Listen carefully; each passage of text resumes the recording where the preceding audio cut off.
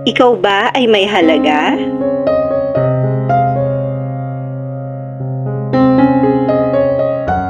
Sa unang araw ng pasukan ay may isang propesor ang tumayo sa harap ng kanyang mga estudyante. May hawak siyang 1,000 piso.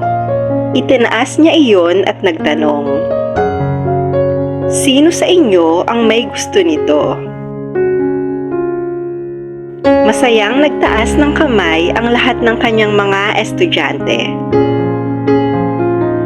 Muling nagsalita ang guro, "Paano naman kung lulukutin ko ang perang ito? Meron pa rin ba sa inyo ang nagnanais nito?" At muling nagtaas ng kamay ang lahat ng mga mag-aaral.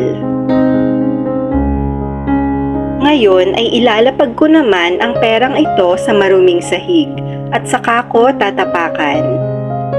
Gusto niyo pa rin ba ang perang ito kahit marumi at gusot na? Muling nagtaas ng kamay ang lahat ng mga estudyante.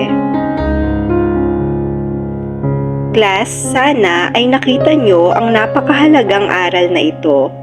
Hindi mahalaga kung ano ang ginawa ko sa pera. Gusto niyo pa rin ito dahil nananatiling pareho ang halaga nito.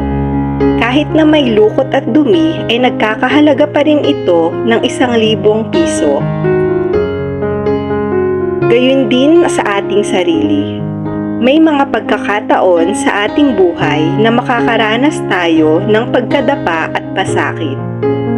Ngunit kahit ilang beses man tayong bumagsak ay hindi kailanman magbabago ang ating halaga.